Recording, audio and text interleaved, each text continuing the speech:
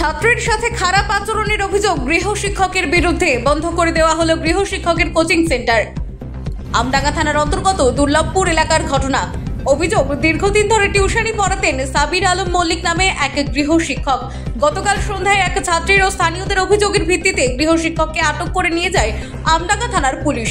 অবশেষে দুই পক্ষের মাধ্যমে আলোচনায় সমস্যা সমাধান হলেও পদক্ষেপ নেওয়া হয় দুর্লভপুর এলাকায় টিউশনি পড়ানো বন্ধ করতে হবে। এই পদক্ষেপ গ্রহণ করেন গৃহ শিক্ষকের দাদা। এরপর লিখিত আকারে একটি পিটিশন জমা দেওয়া হয় আমডাঙ্গা থানায়। আমডাঙ্গা থানার পুলিশ সাবির আলম মল্লিক সহ আরেকজনকে ছেড়ে দেওয়া হয় বলে স্থানীয় সূত্রে খবর। Bureau report, NB Bangla media. আমাদের দুর্লভপুরে দীর্ঘদিন একটা কোচিং সেন্টার চলছিল। ওই কোচিং সেন্টারে কিছু ছাত্র পড়াশোনা করে, ঠিক আছে। তা কোচিং সেন্টার মাস্টারদের বিরুদ্ধে মানুষের কমপ্লেন যে মাস্টারের ব্যবহার এটা খুব ভালো নয়। তা আমরা নিজেরা ওকে থানায় নিয়ে এসেছিল দুজনকে। আমি স্থানীয় দুর্লভপুরে বাড়ি আমার, ওর নাম বাবলু। থানায় দুই তরফে আপসে আলোচনা করে ওদেরকে ছেড়ে দেওয়া হলো, ঠিক আছে। ওদের অভিযোগ ছিল ওরা এই মেয়েদের টোনটিট কাটি এটা সেটা করতো, এই জন্য এটা করতো, এটাই স্বাভাবিক। টিউশন করতো, হ্যাঁ, টিউশনের সুযোগকে কাজে লাগিয়ে এগুলো হতো। বাড়ি কোথায়? বাড়ি পাশে গ্রাম। কি নাম তার? নাম মনে নেই, মাস্টার বলেই চিনি আমরা।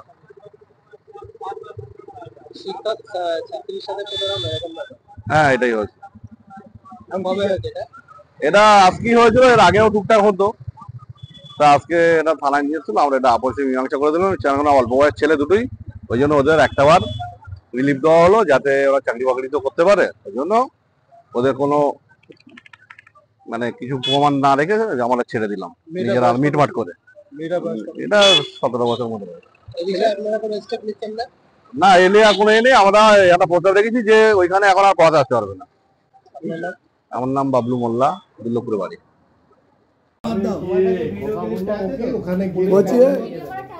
কি ব্যাপার?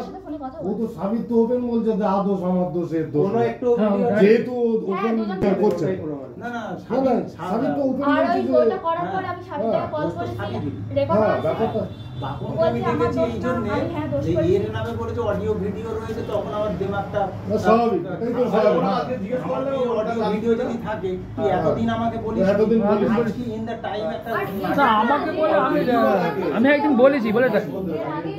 হ্যাঁ আমি বলেছি বলে টাকা দিয়ে আমার কাছে পড়ে আমি তাই